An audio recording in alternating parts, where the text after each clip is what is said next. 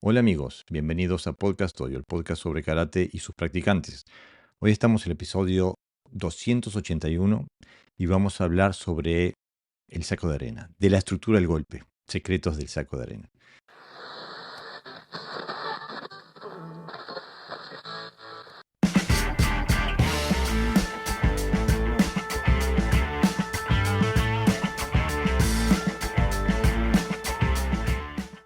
Y como siempre, para ayudarme en la tarea, tengo a José Navarro Sensei. Bienvenido al podcast Sensei, como siempre.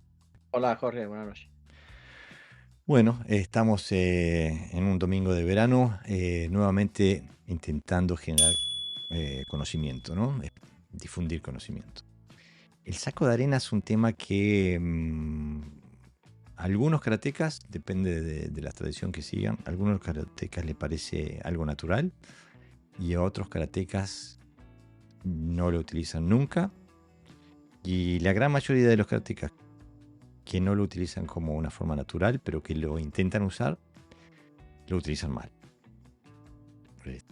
Lo utilizan desde unos paradigmas para los cuales el saco de arena no fue diseñado, no fue pensado. ¿Qué decís, Pepe?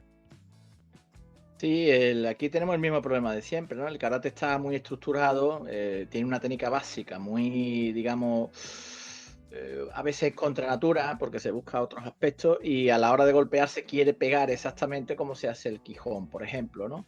Y claro, digamos que el saco de esa manera, pues, está mal trabajado, está mal estructurado, no cumple los objetivos, ¿no? Del saco, sino que es un complemento más. Yo muchas veces le digo, si le das al aire y le das al saco, tiene que haber algo diferente, ¿no?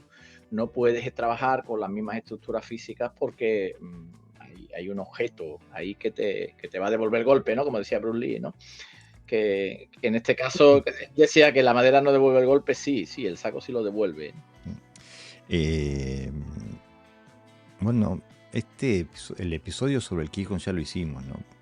Pero a lo que estás diciendo ahí apunta nuevamente a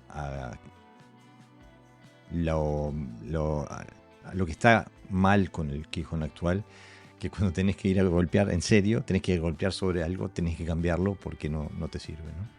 Es que lo que pasa es que yo creo que los karatecas tenemos una cultura muy, muy arraigada y llena de virtudes, pero también llena de prejuicios, por qué no decirlo, ¿no? Entonces, si cuando le pegas al saco de forma natural, el cuerpo se tiene que organizar, porque es como cuando tomas un bate de béisbol, ¿no? O sea, no hay estilo, hay una función, que es como utilizo el cuerpo para que la pelota vaya lo más lejos posible, ¿no? Sin embargo, el estilo determina las características del golpe y entonces no es como si no te puedes salir, ¿no? De esos esquemas tan fijos, ¿no? De la técnica. Y si te alejas, entonces se puede pensar, vamos, de hecho se piensa, que ya no es karate, ¿no? Que vas haciendo otra cosa, ¿no? Entonces hay un debate ahí entre lo que funciona y lo que es, digamos, el estilo o el karate, que a veces pues no hay un equilibrio sano, más bien hay un divorcio, ¿no? Justamente el dogma sobre la técnica de karate que se identifica, bueno, no estoy hablando del karate funcional, por supuesto, estoy hablando del karate normativo, que se identifica la técnica de karate como la técnica pegada al aire. Cuando decimos que somos un sistema percusivo de pegar, de golpear, de patear, y no sabemos pegar, pegamos al aire y creemos que eso es pegar. El otro día nos decían en los comentarios, alguien que nos comentó un video antiguo sobre el Kime, eh, que decía que el Kime, la mejor definición que había visto él era la de Inoue Sensei, del Shito Ryu, que tenía varios alumnos que habían salido campeones mundiales de kata, que la definición de Inoue Sensei era de ir de 100 kilómetros a 0 en un milisegundo. Y yo le dije, esa descripción es perfecta y describe exactamente por qué el Kime no funciona. Porque si algo aprendes al golpear en el saco de arena, si algo aprendes al hacer impacto, que la fuerza de pegada viene por la velocidad en la que el puño hace impacto. Cuanto más velocidad, más fuerza de golpe. O sea que hemos definido lo que son los pilares de nuestra concepción de lo que es el karate sobre bases falsas, erróneas. Y por eso creo que el episodio de hoy es importante, porque por algo le decimos la estructura del golpe. Porque, bueno, como decías vos, el saco de arena devuelve el golpe. Pero nos estamos apresurando. Vamos a hablar de por qué y el para qué del saco de arena o la bolsa de arena, como se le quiera decir. Yo sé que tú, bueno, los dos somos muy fanáticos del entrenamiento con impacto, y la bolsa de arena, si bien no es el único, es una de las herramientas favoritas, por lo menos para mí. ¿Para vos, Pepe? Sí, para mí es el que mayor diversidad de conocimiento me ofrece. O sea, no solo experimentas, sino que también es un elemento corrector, ¿no? O sea, te pone, digamos, te actualiza tu pegada, te actualiza tu estructura, tus distancias, tus estrategias, etcétera, etcétera, ¿no? Es muy parecido al cuerpo humano, el saco, en líneas generales, los hay evidentemente más duros, menos duros, pero la altura también es parecida, ¿no? Con lo cual puedes jugar con las diferentes alturas, etcétera, etcétera. Pero para mí la experiencia que me da un saco, por ejemplo, en 20, 25 minutos de entrenamiento, no me la da meses de entrenamiento al aire, ¿no? Claro. A mí me O sea, pasa... digamos que me acorta, ¿no? Mucha de... O sea, estás con la realidad, no estás visualizando, sino que estás experimentando. Claro, a mí justamente lo que me parece es que el saco de arena es una herramienta mucho más versátil y efectiva, porque justamente como decís vos, es un elemento corrector que te permite corregir una serie de elementos que son importantes para poder pegar con contundencia, y te permite trabajar ámbitos que, por ejemplo, la makiwara no te permite, porque te permite trabajar a nivel de distancia, de tiempo, de ángulos, etcétera, que la makiwara, al estar fija sobre fija sobre el piso, no te permite. Podés moverte alrededor de la makiwara, pero la makiwara está estática. El tema es poder moverse en relación a un objeto que se mueve, ¿no? O sea que el trabajo de bolsa de arena está justamente para poder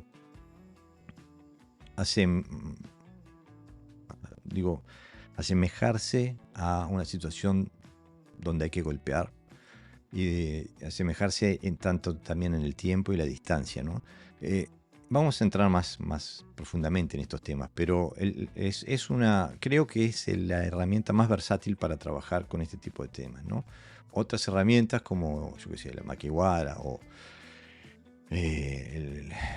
los petos, o como se le quiera decir, tienen ventajas específicas, pero desde el punto de vista general me parece que el saco de arena, en sus distintas expresiones, es de las herramientas más versátiles, ¿no? Antes de seguir, quería decirle a la audiencia que la idea era mostrarles unos videos hoy, de las cosas que vamos a hablar. Lamentablemente, a Pepe Sensei le llenaron el dojo de gente porque hay un campeonato de no sé qué allá en Sevilla, y Estamos en época de campeonatos de todo. claro, y como el dojo de Sensei está en el polígono de San Pablo, ¿no? Se llama. Sí, es un polideportivo, pero aparte de dos, yo no tengo allí sacos porque es una sala compartida, pero donde voy a entrenar, que si tengo sacos, allí se organizaba un evento. Ah, ok.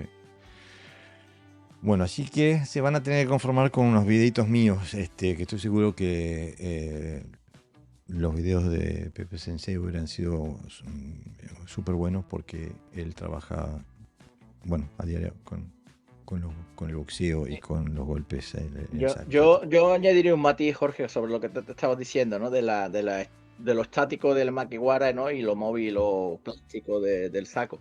En las escuelas de boxeo, el saco no es un objeto, es un oponente. Mm, Entonces ya eso cambia mucho el paradigma, ¿no? O sea, yo no estoy estático pegándole algo donde me puedo quedar tranquilamente parado durante un tiempo preparándome como el que hace un rompimiento y luego le golpeo, ¿no? mm, Aquí, como bien decías, el tiempo y el espacio importa.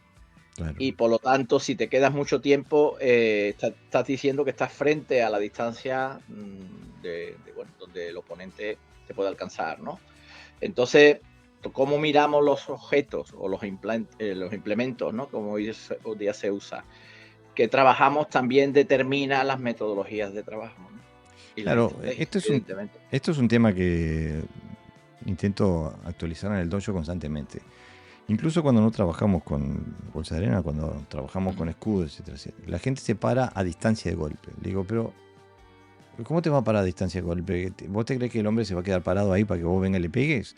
Digo, es imposible. O sea, para aprender a golpear de forma efectiva hay que entrenar cómo entrar y cómo salir. O sea, hay que cómo moverse alrededor o los ángulos, etcétera. Todo lo que tenga que ver con el sistema de transporte para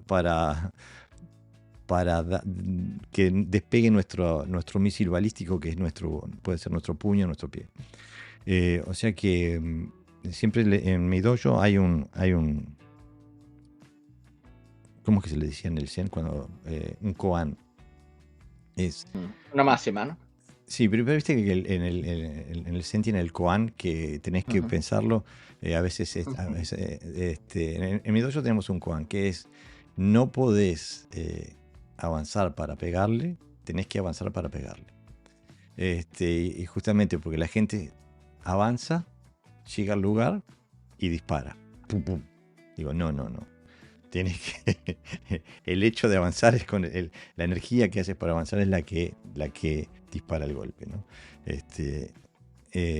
Y bueno, ese es el tipo de cosas que vamos a hablar hoy. Pero hay que empezar por el principio. Y es que, bueno, en el mundo del karate hoy, donde hay una realidad donde hay muy poco impacto, cada vez menos, la forma de hacer un puño cada vez es menos importante, se le presta menos atención, porque como haces impacto no pasa nada. Ahora, si vas a golpear un saco de arena y haces impacto con un puño mal formado, mal estructurado, bueno, ahí vienen las lesiones, los esguinces y bueno, hasta las fracturas pueden venir. Les hice un videito para ver cómo puede ser. Hay distintas formas, distintas escuelas.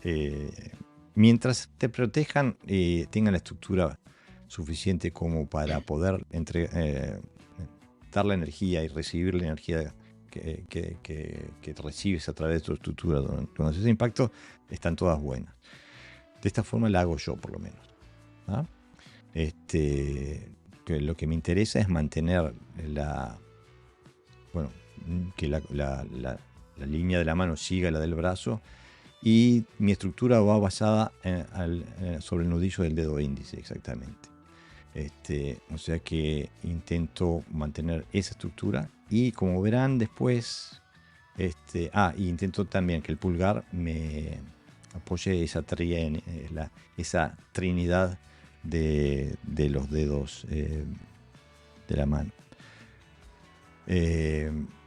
Ahora después van a ver, y esto podríamos discutirlo también ya que estamos, Pepe. Incluso en esta parte del video me parece que se ve un poquito. Creo que aquel que esté acostumbrado a unas reglas muy estrictas de lo que es el Seiken, no hay, pero cuando extiendo el brazo van a ver que alguien se va a quejar. Y se va a quejar porque cuando yo pego no hago un Suki totalmente recto expresado, sino que siempre lo dejo, viste, ahí bueno, se cortó demasiado temprano, pero no pego así, siempre pego así. No estoy ahí, siempre estoy ahí. Este, ¿cómo pones cómo haces la rotación de tu puño cuando hablamos de un Suki? Después hay variantes, puede ser Tatsuki, yo qué sé, lo que sea. Pero Yo la rotación la hago igual que tú. Mi puño no está hacia el tándem, sino que está hacia el codo.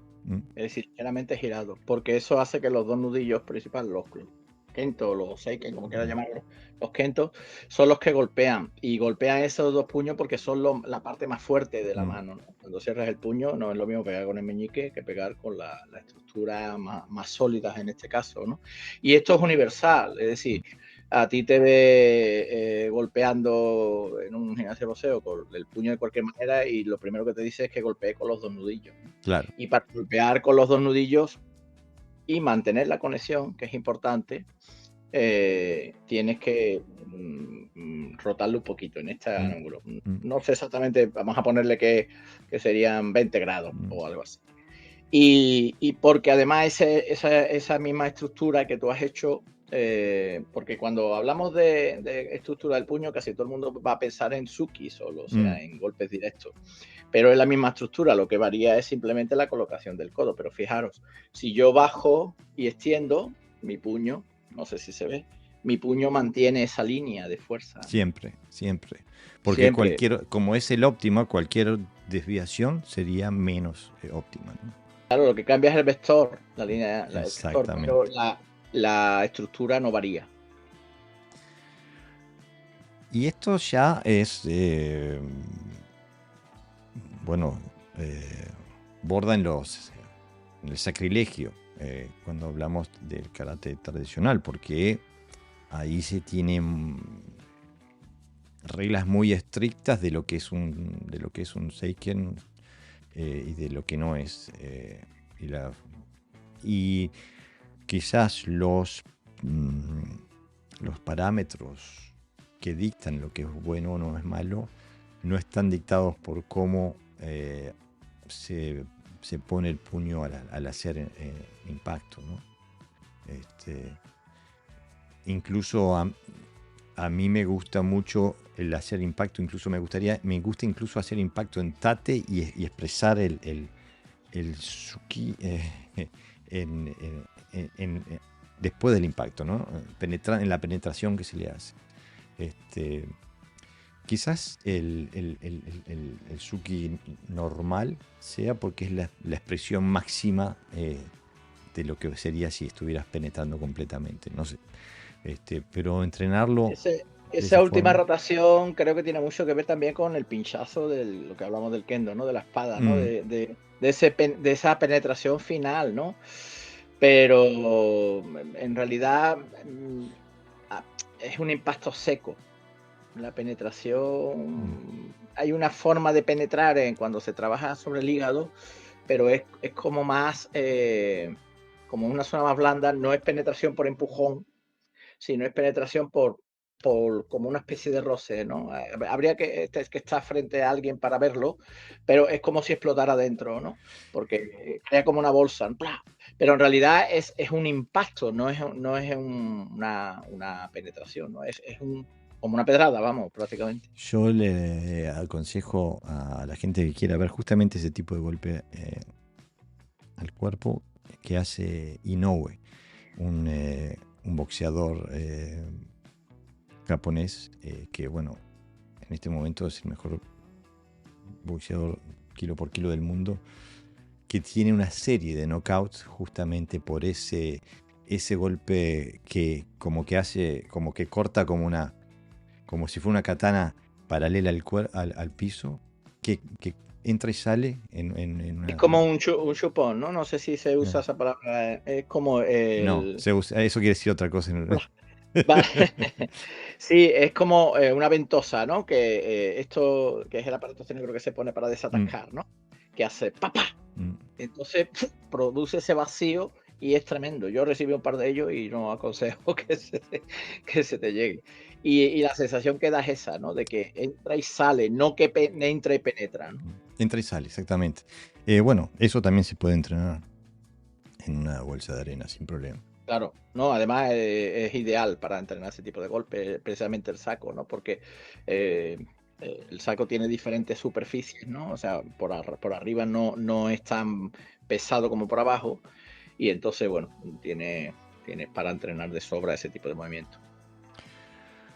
Bueno, el tercer punto que queremos hablar antes de empezar a hablar del saco de arena es el hecho de la estructura corporal y la cadena cinética que creamos a través de una estructura corporal correcta. Entonces, me parece que tenemos que identificar cuáles son los puntos importantes para tener una estructura corporal correcta, Pepe.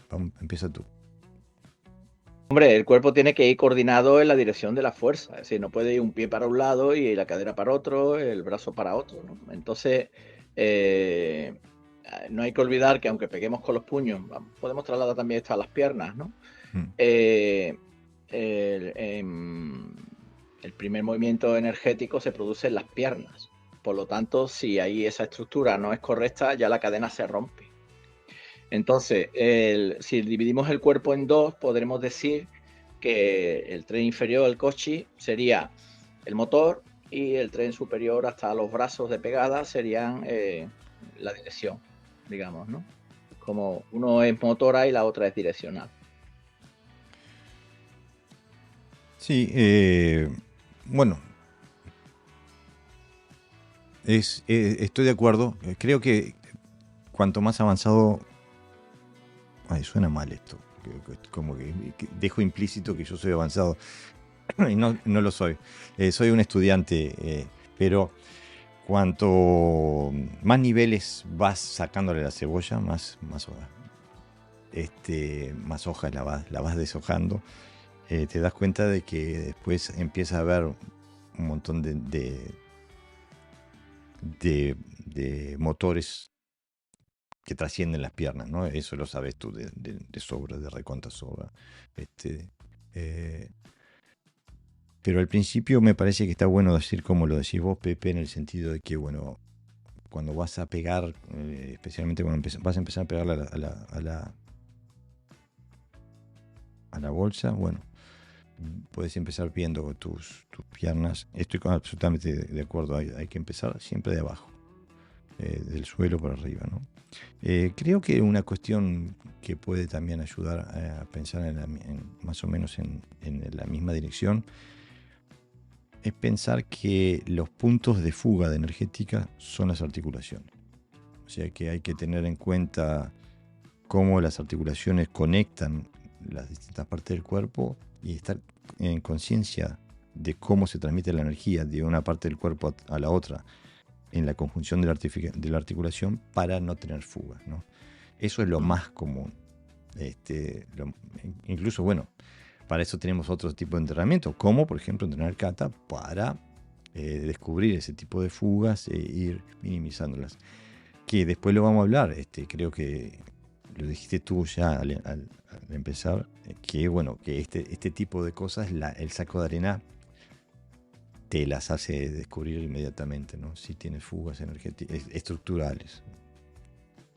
Estoy completamente de acuerdo con lo que decís en ese sentido también. Creo que también es importante empezar a pensar en la posición del jara, como le podríamos decir, o si no, el ángulo de la cadera en relación a la columna cerebral. A la columna cerebral. Por favor, hoy no puedo hablar, pero a la espina dorsal, el hecho de que no tengamos la cadera hacia atrás, pero agarrada, ¿no? Agarrando despacito, ¿no? De sostén, ¿no? Sí, en el karate siempre decís agarrar a alguien y estás así. ¡Ah! No, es exactamente de sostén, ¿no? Es que ese punto de tensegridad que tiene que tener la cadera, Jorge, es necesaria porque recordemos que karate está lleno de técnicas, ¿no?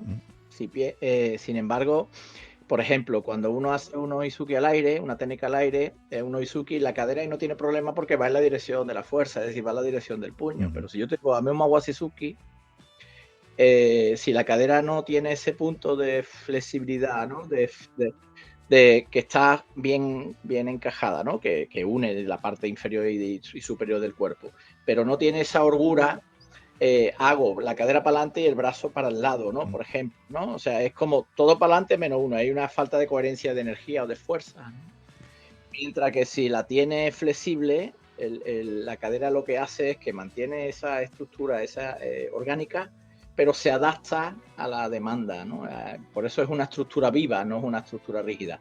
Y eso el saco te lo chivatea, si se me permite esa palabra, pero al momento. O sea, incluso te lo chivatea tanto que cuando tú vas con la cadera para adelante y con el brazo circular, te destrozas el hombro Claro.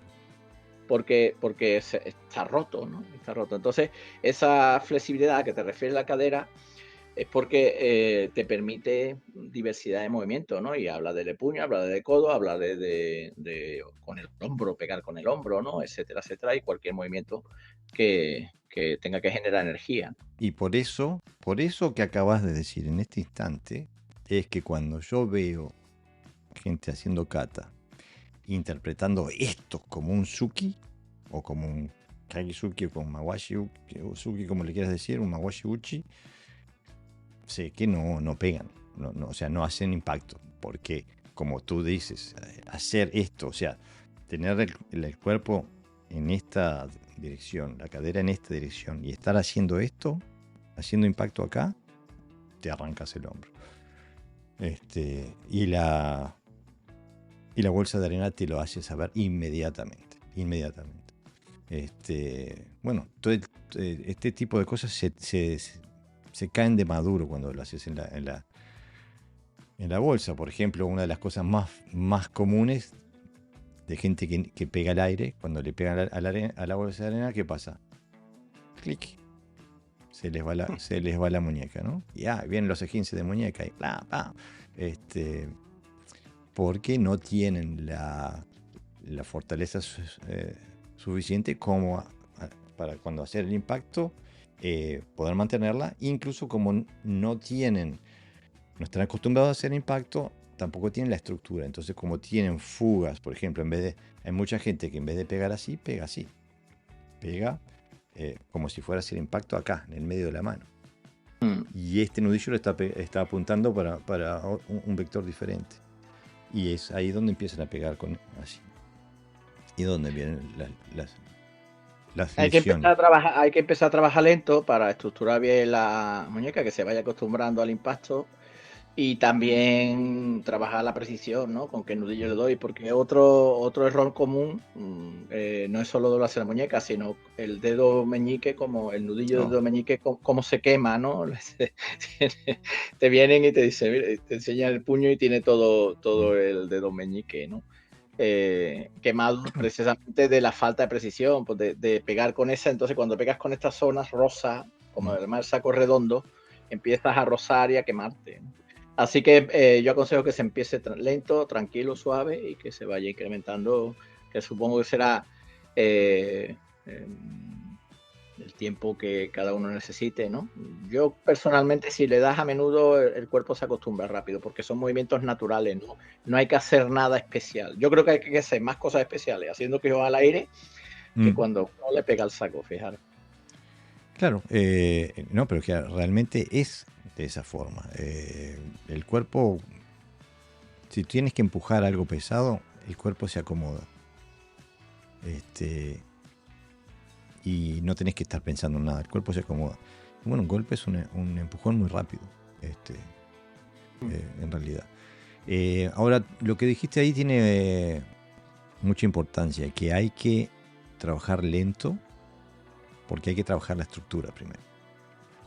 Y después que tenés la estructura más o menos comprendida, tenés que empezar a trabajarla bajo resistencia. Pero entonces no puedes tirarle 4 toneladas de resistencia encima. Tenés que trabajar de forma progresiva. Entonces ahí es donde empiezas a trabajar con la cadena cinética a través de la estructura corporal. Y de a poquito le vas poniendo más resistencia, o sea que vas golpeando con más fuerza, con más velocidad, absorbiendo. En el momento que vos pegás en algo, transferís esa energía, pero te la comes tú también. Es una ley de la física. Entonces es necesario tener que tus estructuras no solamente puedan servir como fundamento de generación de energía, pero tienen que servir también como fundamento de absorción de energía, porque toda la que entregues te la vas a comer tú también.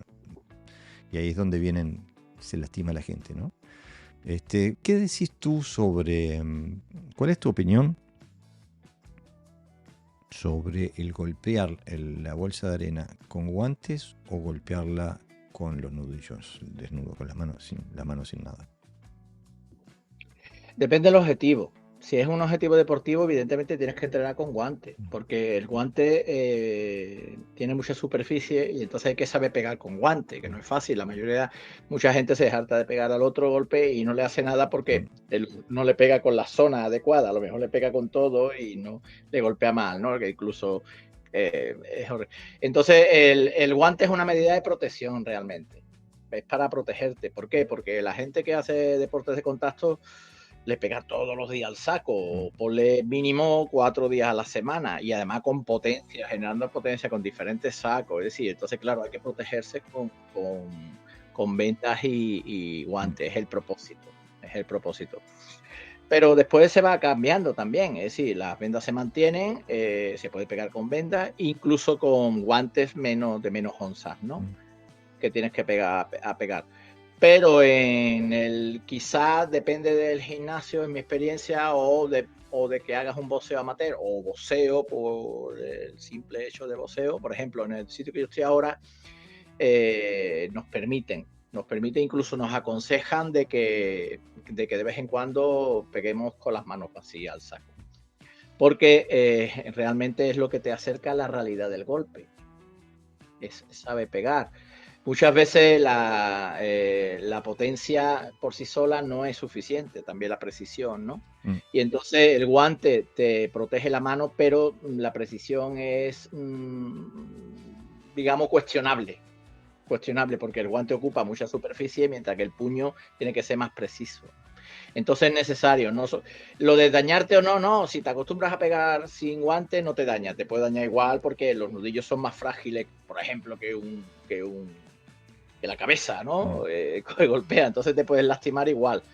Pero evidentemente, si quieres trabajar la precisión desde el punto de vista de la marcialidad, es conveniente. Y evidentemente la seguridad también, ¿no? Que aporta de que tú sabes pegar sin tener que llevar guantes por la calle, ¿no? Que llegue alguien y te diga, espérate que me voy a poner guantes y ahora te voy a pegar. O sea que es en realidad ya te digo, es la gran diferencia, ¿no? La gente cree que los boxeadores no saben pegar con los guantes y yo digo, pues no dejes que te pegue porque se entrena sin guante. Lo que ocurre es que los entrenamientos se entrenan con guante, evidentemente, sobre todo a la hora de competir para no dañar en exceso al oponente y tampoco dañarte tú. Pero saben pegar, sin guante, ya te lo digo.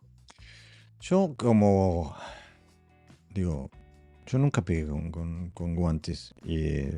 Pegué toda mi vida sin guantes, ¿no? Justamente con esa perspectiva de la funcionalidad y de que justamente que en la realidad no voy a andar con un guante encima, y como nunca tuve aspiraciones deportivas o nada, siempre entrené sin guantes. Y justamente, bueno, he entrenado en varios lugares donde hay gente que entrena con guantes, y es otra cosa, ¿no? Pegar con guante de boxeo sobre un saco de arena y pegar con la mano desnuda. Y como vos decís, la sensibilidad para mí es muchísimo más grande con la mano desnuda, o sea que puedo sentir lo que estoy haciendo, tengo una mayor conexión con lo que hago. Ahora, no nos vamos, todo es según lo aprendas, ¿no? Estoy absolutamente convencido que un boxeador que haga esto 4 o 5 veces por semana, no tiene problema en hacerlo con guantes, ¿no? Pero yo siempre tuve esa posición de que para el universo en el que yo me estaba preparando era mejor no entrenar con guantes. Yo quiero decir un matiz. Yo no aprendí a pegar en boxeo. O sea que yo toda la vida he pegado al saco sin guante, como te pasa a ti. No, en el dojo mío original, donde con mi maestro, nosotros teníamos un saco allí que lo usábamos a menudo y pegábamos unos trayazos. Y yo en mi dojo, en el dojo azul que tú decías, ahora quiero poner alguno aquí. Tenía un saco enorme y pegaba con las manos desnudas. Claro. Sí, y machacábamos con las manos desnudas. En boxeo es diferente porque, bueno, por lo que te decía, ¿no? Por una manera de proteger las manos, porque le pegas todos los días, no sé qué. Pero digamos que yo a través del karate aprendí a pegar al saco. No es que no supiera pegar al saco y luego me apunta a boxeo y ya sé pegar. Lo que sí me ha aportado es técnica, mejora por las metodologías que tienen, por pura necesidad. O sea, Es lo o que sabes hacen. pegar, o sabes pegar, o sabes pegar, ¿no?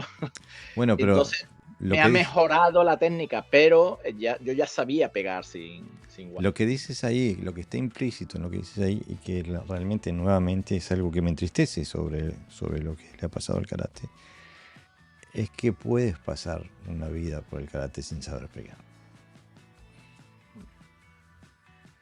Bueno, otra de las cosas que es buenísimo del saco de arena es que es un muy buen maestro, ¿no? Tiene todas las virtudes que tiene una makiwara y tiene más. O sea, te enseña eh, a, a niveles donde puedes sacar más información. Eh, y lo bueno es que no es cuestión de debatir, de ver cómo se ve la técnica, de, de discutir, no, que tu estructura está mal, no, que mi estructura está bien. La información que te da el saco es objetiva, es indiscutible, es empírica. ¡Pum! Así es. Este, lo cual lo transforma en para mí, en una herramienta esencial, ¿no? No sé qué te parece a vos, Pepe. Es un elemento vivo. Por lo tanto, como está vivo, lo que te manda es información viva, veraz, ¿no? En Makiwara, por hacer una comparación, está en estático, entonces tú siempre estás en la misma distancia, ¿no? Tú eres el que te tienes que acercar al saco para golpearle. Mientras que el saco, como se mueve, aunque la idea es que pegarle en seco y que no se mueva mucho, pero evidentemente depende del peso, el golpe, etcétera. Si no estás en distancia adecuada, fallas. O sea, a veces no se da bien. Tú notas que a lo mejor estás sobreextendido, estás muy cerca, entonces te va dando una serie de parámetros del golpe reales, evidentemente. O sea, te lo hace ver claramente, ¿no? Muchas veces pega y te das cuenta que estabas desconectado, por ejemplo, ¿no? Porque tu brazo estaba sobreextendido. O otras veces ha venido hacia ti, te has metido dentro y estás como muy cerca, no te ha dado tiempo a Ah, desarrollar, ¿no? ahogaste Etcétera, tu etcétera. golpe. Claro. Bueno, Entonces tienes que estar siempre adaptándote, que realmente es lo que pasaría con un oponente. claro, justamente es un laboratorio donde, entre otras cosas, o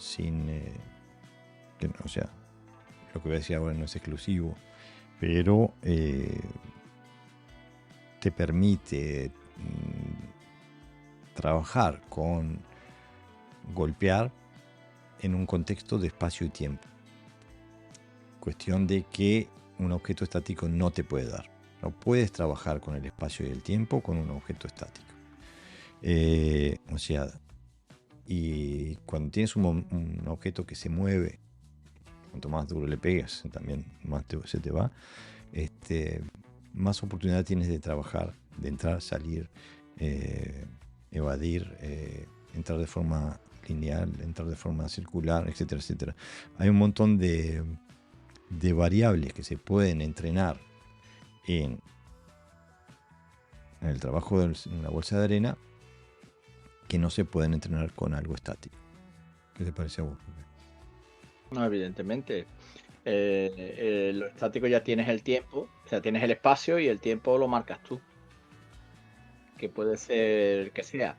Mientras que algo que se mueve, eh, que además te ofrece resistencia, pues tienes que adaptarte al espacio y al tiempo. Entonces, cuando el espacio es correcto y el tiempo es correcto, el golpe es eficaz o eficiente. Cuando se rompe alguno de ese binomio, pues evidentemente notas que tu técnica no ha sido lo suficientemente eficiente. Entonces, Bueno, más ahora claro, o sea, les voy a dar un pequeño, ejemplo bien básico de cómo se puede trabajar con el espacio y el tiempo sin pegar, pero trabajando con el movimiento, o sea, el trabajo de pies. Y lo hice de forma súper simple para que aquel que no trabaja este tipo de cosas lo pueda empezar por algo, ¿no? Este, donde se utiliza la bolsa y el movimiento de la bolsa como referencia para trabajar con el espacio y el tiempo que te impone el movimiento de la bolsa, ¿no? Y cómo se puede trabajar con ángulos en las posiciones de la pierna, se puede ver si entro de forma lineal, si entro de forma circular, o sea que se puede trabajar con elementos que te permiten, te dan opciones tácticas que si no haces ese tipo de trabajo no las vas a tener. Y cuando me refiero a opciones tácticas, me refiero a opciones tácticas reales, donde puedas pegar. O sea que este tipo de trabajo siempre tiene que resultar al final en alguna forma de impacto eh, sobre la bolsa, si es lo que estás entrenando. También puedes utilizar como un método de entrenar evasión, si es lo que estás buscando también. Y trabaja la distancia de forma muy, por ejemplo, el karate es famoso por el trabajo de distancia larga, digamos, ¿no? O sea, todo el mundo cree que hay que trabajar a distancia larga. De hecho, las patadas, distancia larga, los suki es distancia larga, etcétera, etcétera. Y hay poca gente que sabe responder ante alguien que te está acosando, que está dentro de ti, ¿no? Entonces hay sacos donde estás abrazado, por ejemplo, pones unas bandas que te amarras, te pones al saco y tú estás ahí y tienes que aprender a estructurar el cuerpo en corta distancia. Entonces para o agarras al saco, te mueve, te rodea, ¿no? O sea, entras por la espalda, golpeas y luego como estás ahí en distancia, te retiras y golpeas. Es decir, te permite o empujas el saco y viene y los frenas de golpe. Te da una metodología de trabajo bastante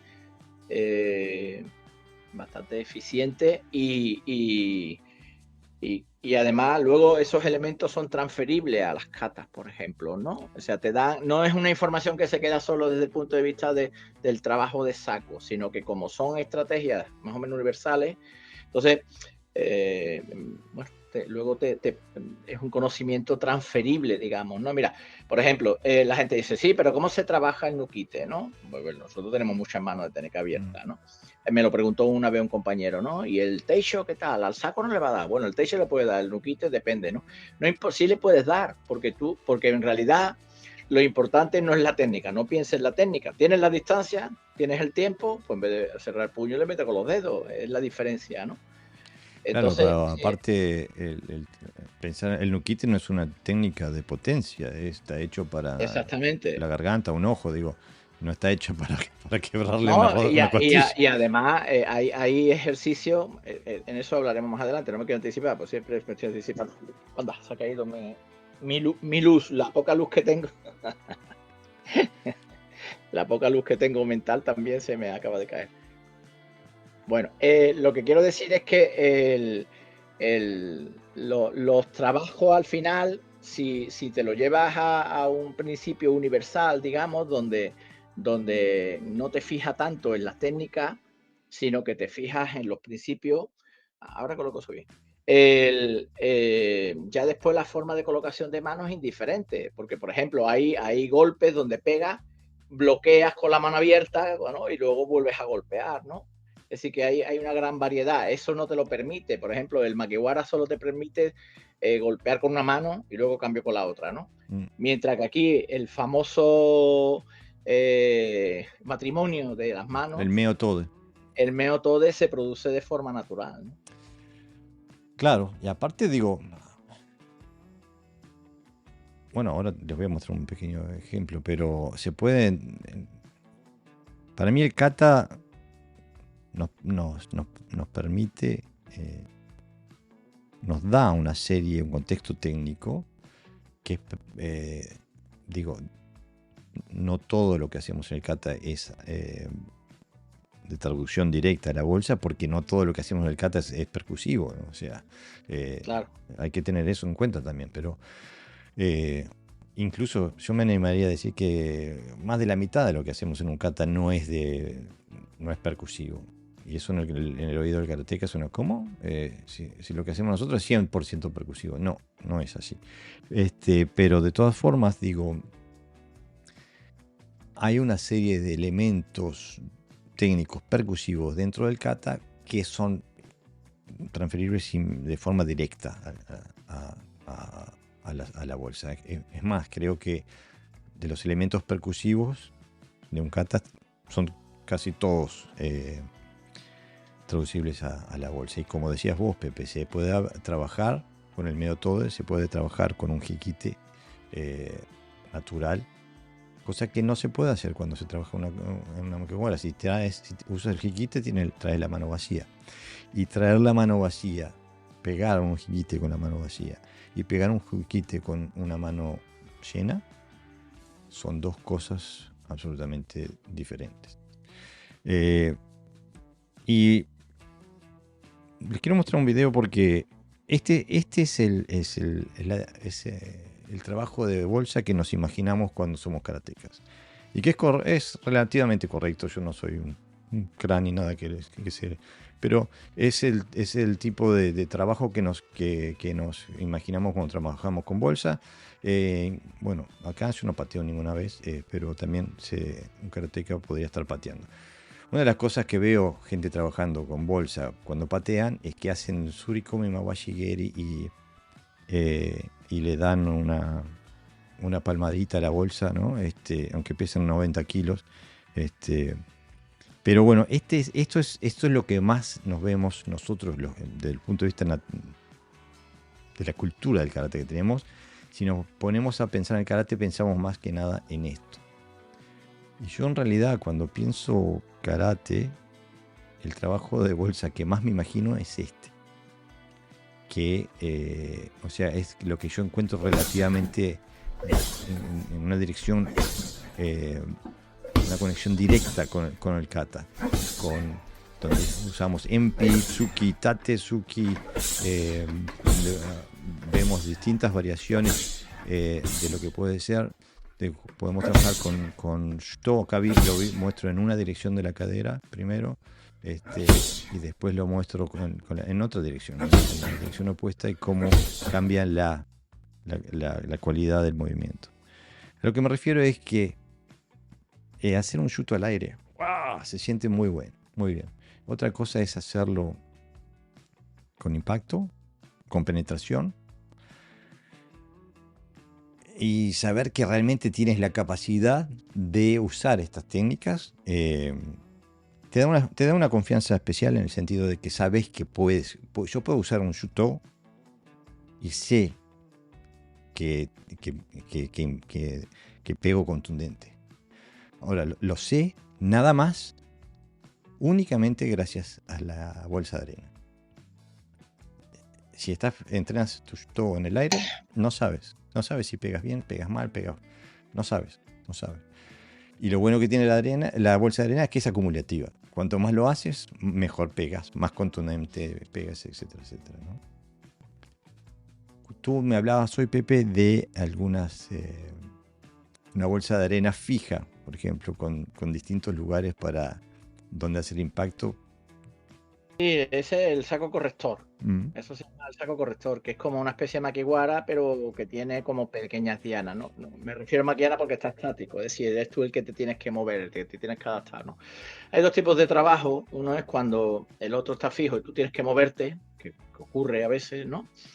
Y otra es cuando el otro se mueve y tú estás fijo, es decir, o me muevo yo o se mueve él, ¿no? También los dos, evidentemente, ¿no? Son diferentes formas de trabajo. Entonces, en ese tipo de sacos, que se llama saco de pareo o saco corrector, como nosotros decimos, lo que hace es precisamente buscar la precisión del golpe, no tanto la potencia, aunque se puede, el saco está bastante duro, y entonces se trabajan las dos cosas, se trabaja la potencia y la precisión, dos elementos principales para ser eficaz, ¿no? En un golpe. Entonces te obliga también, te marca los tiempos, porque no se trata solo de tocar, sino de tocar bien y de golpear con fuerza, y luego hacer otro movimiento, a veces combina, a veces das uno solo, es decir, trabaja sobre el elemento principal, que es precisamente la precisión, ¿no? Cosa que en los katas se ha olvidado un poco, porque cuando se trabaja la precisión se refiere a la precisión del gesto, es decir, cómo me quedo en el punto final. Mientras que aquí el trabajo de precisión se refiere a cómo utilizo correctamente la técnica, que cada técnica vaya a un objetivo claro, a una parte del cuerpo específica, ¿no? Y no que lanzo todos los puños a la altura del pecho, por ejemplo. Y lo bueno de ese tipo de herramientas es que te permite trascender el puño, te permite trabajar con distintas armas, distintas técnicas, por así decirlo, que puedes conectar directamente con tu kata. Ahí las técnicas, la táctica de las técnicas voy a hablar ahora de asalto, digamos, ¿no? De golpes, ¿vale? Se puede trasladar también a otras, ¿no? Pero claro, la otra depende de que alguien, o sea, yo para hacer una defensa tiene que atacarme a alguien, no se la voy a hacer al aire. Mientras que estas, digamos, que dependen de mí. Algo que depende de mí, hay dos formas de trabajar la técnica. Una es, si quiero hacer un circular, lo puedo hacer de dos maneras. O desde el sitio y adapto el cuerpo para colocarse en una estructura concreta que me permita dar un golpe circular, o me muevo de ángulo para, digamos, alcanzar ese objetivo, ¿no? Eso en Iaido, por ejemplo, se llaman las líneas de corte. O sea, si yo quiero cortar de una manera, mi cuerpo tiene que estar ordenado en esa dirección, porque si no, la katana pues no corta limpia, ¿no? Entonces, por ejemplo, los ángulos laterales están muy separados, ¿no? Del centro. Entonces, los directos más o menos son fáciles, pero cuando tú quieres pegar un circular, tienes dos opciones. O adaptas el cuerpo y pegas desde ahí el circular, o te mueves para buscar el ángulo o la línea de fuerza y golpear, ¿no? Entonces, es un trabajo muy interesante porque tiene que estar constantemente adaptándote, ¿no? Digamos que te lleva la técnica a un nivel de funcionalidad superior porque te obliga, te está obligando, ¿no? Tienes que salir del cuerpo del otro para pegar por aquí, pego por abajo, golpeo, entro. No es simplemente arrojar la técnica en sí mismo, el objetivo no es tanto la potencia, sino la línea de corte, ¿no? Le podemos llamar de esa manera, ¿no? Entonces te abre el campo del ataque a una dimensión que normalmente en el Quijón del karate y en las katas no se contemplan, no porque no estén, sino porque es una no es la metodología correcta. Que no es la metodología, exactamente. Lo que sí hay que tener en cuenta que no hay que caer en el error de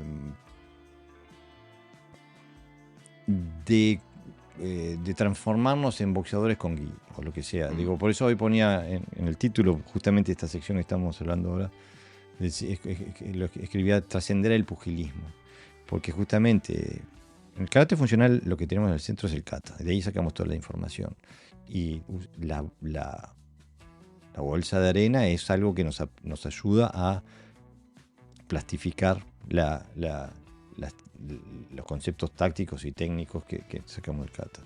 Y eso, como está explicando Pepe Sensei, nos permite explorar principios tácticos, o sea, de aplicación técnica en un contexto de movimiento de ángulo. No es completa, no es una situación táctica de combate total. Y justamente lo que es importante para el karateka acá es que, y es uno de los grandes argumentos que tenemos nosotros en contra de lo que la evolución del karate a un combate deportivo, o a un deporte de combate, mejor dicho, es que el karate no está hecho para combatir, está hecho para defenderte. Las tácticas para defenderte son diferentes que las de combate. Y por eso es importante mantener eso en mente cuando trabajamos. O sea, no podemos incorporar las tácticas del kickboxing, por ejemplo, o de la competencia de Kyokushin, lo que sea. Son específicas para una expresión deportiva. Ahora, aquel que entrena su karate para la defensa personal tiene que utilizar la bolsa de arena como una herramienta que lo ayude a desarrollarse justamente en la decisión, en la dirección del karate que busca, que es el funcional, el de la defensa personal, que no, o sea, es que venimos hablando hace 5 años de lo que lo diferencia de lo que es el karate moderno. Ahora, nos saltamos un pasito, me parece. ¿La Porque... retroalimentación te refieres? ¿Eh? No, yo quería matizar una cosita, si no te Bueno, importa. dale, dale. Es que cuando nosotros hablamos de kata, hablamos de sistemas, ¿no? Y por lo tanto, no es una coreografía técnica, sino un modelo de herramientas, ¿no? O de destrezas. Entonces, igual que cuando decimos que en las katas hay proyecciones y hay agarres y hay ilusaciones, no necesita uno ser un jujutsuoka o un judoka para poder trabajar esa destreza. De alguna manera hay que aprenderla. Entonces, pues aquí pasa lo mismo. La bolsa del saco, como nosotros le llamamos, no es tanto para pelear, que ves que sí, que se puede pelear, evidentemente, ¿no? Que le deja al saco no te da atributos marciales, te puede dar técnica como te puede dar un kata, es decir, no te enseña a pelear, pero sí te da una serie de destrezas que puede ser utilizada, pues en este caso, en el contexto de la defensa personal, como nosotros decimos, ¿no? Porque al fin y al cabo no es defenderse y pegar, sino es defenderse y pegar, o sea, de que el otro ya no quiera volver, ¿no? Así que desde el punto de vista del karate es plausible, o sea, trabajar sin pensar que pegarle al saco es ser un boxeador, ¿no? Sino es la adquisición de una serie de destrezas. Para complementar lo que dice Sensei Pepe, digo, si que realmente crees en el Iken Hisatsu, entonces tienes que golpear, tienes que darle a la bolsa de arena. Pegándole al aire no lo vas a lograr. Pero el pasito que creo que nos saltamos, porque tanto en lo que decimos como en el video que mostré, estábamos mostrando combinaciones en algunos momentos. Y bueno, como todo tiene que ser paulatino, ¿no? Empezar con golpes aislados, donde puedas trabajar con la estructura de la energía. Después quizás combinaciones de A2, después quizás combinaciones de A3, digo, bueno, de A4, bueno, todas las que te puedas después, ¿no? Pero paulatino, no hay que salir como un loco a manosear un saco de arena, una bolsa de arena, porque entonces la herramienta no te sirve, ¿no? Lo que sí tiene, me gustaría hablar un poquito del tema, el valor de las combinaciones preestablecidas. ¿Tenemos a hablar un poquito del tema, Pepe? Hombre, te da la destreza, a nivel neuronal, digamos, que te da memoria, ¿no? Te da la repetición sobre diferentes, te da un automatismo, ¿no? Donde no tienes que pensar, ¿no? Sino que reaccionas de forma natural, no es una reacción desordenada, ¿no? Así te ordena, te da esa idea de orden, digamos, ¿no? De que sabes que estás haciendo en cada momento, que estás trabajando a nivel de conciencia, ¿no? De memoria corporal, pero también de desarrollo de destreza, ¿no? De utilizarte bien. Por ejemplo, cuando una persona hace sombra, ¿no? Hace espejo, se pega una paliza, ¿no? Solo, pa, pa, pa, pa, pa, pa. Está como desordenado. Ahora hay como huecos mentales también, ¿no? Donde el cuerpo no sabe reaccionar, se queda parado, piensa, no sé qué, no sé cuánto. Pero cuando se le dice, me vas a hacer solamente estas dos combinaciones al aire durante 3 minutos, ¿no? Y el otro está metido en esa idea de combinación, pues claro, empiezas a descubrir cómo mover el cuerpo de forma adecuada, ¿no? En vez de desordenada, en vez de dejarlo un poquito al azar, es un kata, ¿no? Al fin y al cabo es un kata, pero sin embusen o algo más libre. Yo creo que entrenar combinaciones preestablecidas, crea automatismos. O sea que no tienes que estar pensando en las características de cada técnica que vas a tirar, sino que tienes un impulso mental y sueltas una cadena de técnicas, las que hayas entrenado de 1, 2 o 1, 2, 3, 4, lo que sea, ¿no? Y que a través de la repetición, o sea, de la repetición consciente, es donde se trasciende de la conciencia a la subconsciencia, ¿no?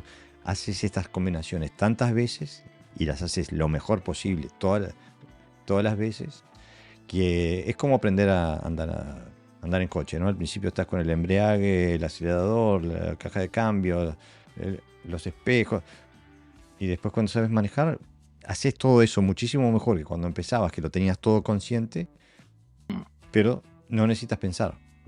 Piensas, voy para allá y vas, no estás pensando en todo eso.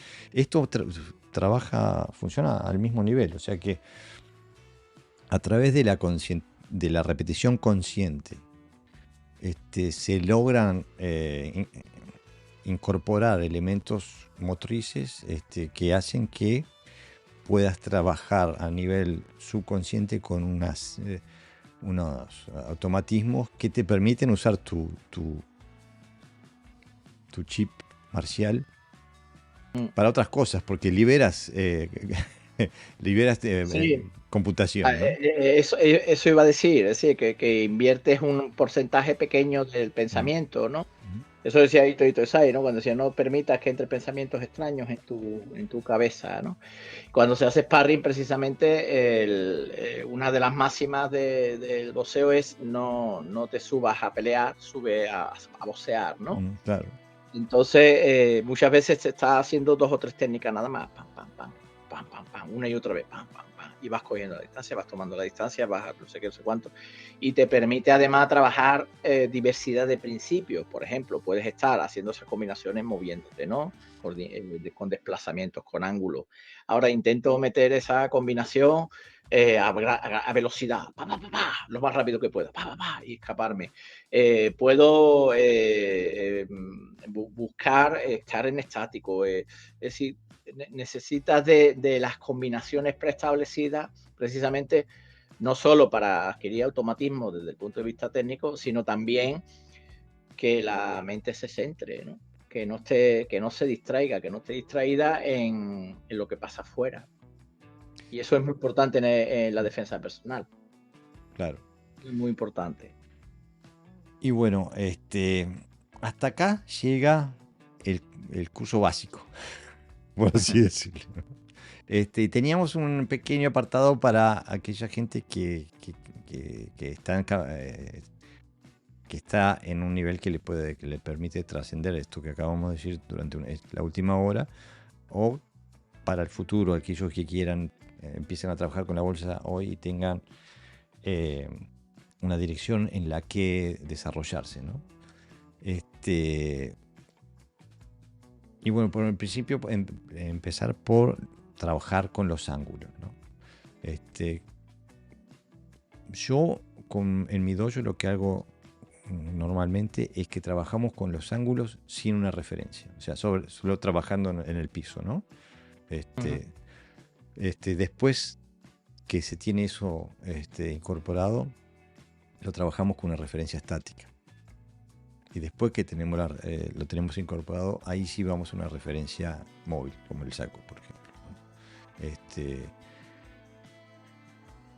Porque saltar directamente al estudio de los ángulos con un saco, a la vez que tenés que pegarle, se te puede complicar, se te pueden enredar los pies.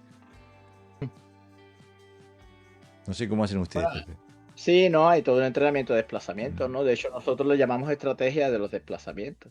Es decir, es vital saber moverse para golpear, pero también para defenderse. Hay que tener en cuenta que cuando nosotros hablamos de defensa personal, estamos hablando de que nos toquen lo menos posible, ¿no? Que después podemos tocar nosotros bien, pero el desplazamiento forma parte de ese sistema defensivo, no solo de un sistema ofensivo. De hecho, es vital saber moverse, saber desplazarse, saber trabajar en ángulos, ¿no? Porque además trabajar los ángulos no es solamente un desplazamiento, es que te has podido mover en ese ángulo porque tienes el tiempo y el espacio, ¿no? Que Claro. es un elemento táctico, bueno, el más superior de todos, ¿no? Entonces, por ejemplo, mira, en el karate es que hay una diferencia de cómo nosotros interpretamos la defensa personal, que no es de ni Sentenachi, y cómo se interpreta en el karate, ¿no? En el karate primero es yo defiendo y luego ataco, ¿no? Sin embargo, tal como nosotros la entendemos, que también es como se entiende en el boxeo, yo tomo la iniciativa, pego, pero después me defiendo. No me quedo estático para que me peguen, ¿no? Entonces, esa defensa se produce a través de los desplazamientos. Y pego y me quito, pego y me quito, pego y me quito. Movilidad, no ángulo, boom. Siempre busco el ángulo que mejor me favorece a mí y que dificulta que el otro pueda agredirnos. Claro. Y eso, bueno, eso es más avanzado, es una idea que hay que trabajarlo por separado. Y bueno, después, por supuesto, unir todo en en un conjunto único, ¿no? Después otro de los temas que permite trabajar con libertad cuando ya se tienen estos elementos, el hecho de trabajar con la separación del cuerpo, a lo que apuntaba yo al principio del programa, ¿no? Con motores energéticos que son mucho más cortos y que están utilizando la separación del cuerpo para generar energía, ¿no? En sus distintos elementos. Bueno, la exploración de la tensegridad, del Goju, o del Yu-Go, no estamos hablando del estilo del Goju Ryu, estamos hablando del principio del Goju. Y el fluir entre las dos las dos definiciones. No lo quiero llamar polos, es porque ya la gente se imagina cosas separadas, cuando en realidad el Goju, la tensegridad es un entretejido de energías que se complementan, ¿no? Sí, es una forma de expresar la misma energía, solo que en intensidades diferentes, podemos decir, ¿no? Claro, claro, exactamente. Donde aparte, donde una hace un vacío, la otra llena, y al contrario, donde una se estira, la otra se contrae. O sea, es todo ese pulular energético que permite que nos podamos mover, que podamos hacer, que podamos existir. Si alguien quiere descubrir el Go y el Yu en un saco, que no haga el clásico 1-2. Porque esa es una misma energía. Claro. Que puede ser Yu o que puede ser Go. Sino que con su brazo izquierdo o su derecho, el que se le apetezca, pegue abajo con un circular y pegue arriba un circular. A ver si está como está. Entonces, sí, pero fuerte, que pegue fuerte. Te das cuenta que al pegar abajo tienes que tensar el cuerpo, ¿no? Tienes que tensionar el cuerpo, no contraer, ¿eh? Pero para pegar rápido arriba tienes que relajar de forma elástica y volver a pegar y tensionar. Entonces pasas de forma natural de Go a Yu y de Yu a Go, ¿no? Exactamente. O sea, porque si no, claro, lo que pasa es que estamos acostumbrados a hacer el Go dejando el brazo quieto y todo el cuerpo quieto, ¿no? Es decir, porque encima sirve para fortalecer. Y cuando hacemos Yu, hacemos lo mismo, pero relajado. Y entonces ahí sí está trabajando de forma polar, ¿no? Con polaridades. Pero la funcionalidad del golpe es una cadena, ¿no? Que se tensa y que se destensa, ¿no? Cuando se estira la cadena para sostener una presión es Go, y cuando esa presión deja de existir pasa a Yu, y luego está siempre en esa doble función, ¿no? Pero en los dos casos son funcional la cadena, porque hace que el objeto, bueno, no se escape, digamos. Desde el punto de vista táctico, se los recomiendo hacer un gancho a al costillar, y cuando el oponente aprieta, porque baja el brazo apretando para contener el impacto, y es donde el segundo va a la mandíbula y da un knockout. Bueno, son ese tipo son ese tipo de situaciones o de elementos que cuando se van conjugando cada vez a un nivel más alto, bueno, ya empiezas a trabajar también con la disposición táctica de las combinaciones, de los golpes, etc. de tu movimiento, de tu trato del tiempo, del espacio, de los ángulos. Ya estás empezando a trabajar a nivel táctico, que es el mejor nivel de estar cuando trabajas con una bolsa de arena o un saco de arena. Y nos queda un tema, el último punto, que a primera instancia parece ser muy superficial, que es que el trabajo intensivo con una bolsa de arena, con un saco de arena, te da resistencia cardiovascular y muscular. Pero, te animas a expander, Pepe.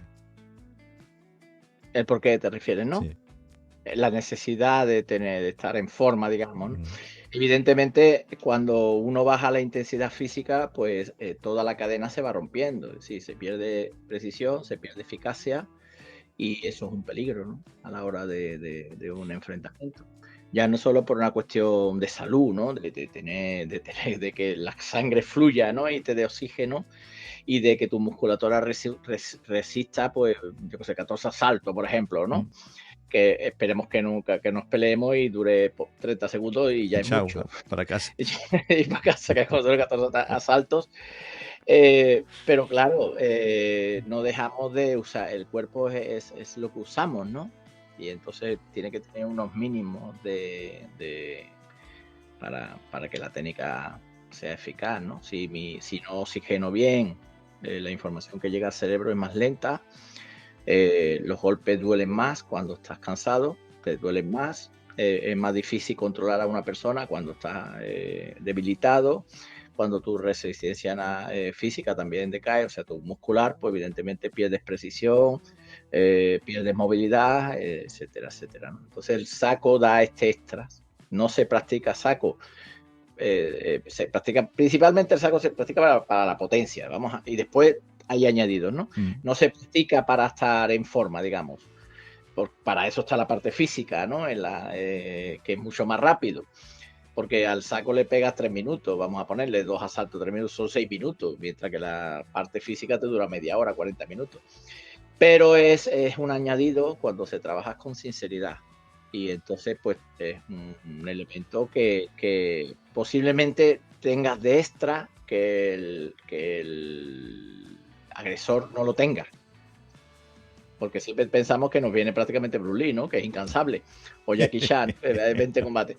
Pero el que te viene, si lo sometes a un esfuerzo físico que no te da, que lo defiende, a los 30 segundos está listo. Pero tú no. Entonces eso te da también una ventaja táctica. Bueno, pienso que con eso ya les hemos dado una buena introducción al trabajo con un saco de arena, una bolsa de arena. No se olviden de compartir nuestro mensaje con otros karatecas si les gusta nuestro contenido. Acuérdense de darle un me gusta a nuestro video, así el algoritmo nos ayuda un poquito. De suscribirse al canal si les gusta nuestro contenido. Creo que con eso ya nos da para mucho, Pepe. Y bueno, nos vemos la próxima semana.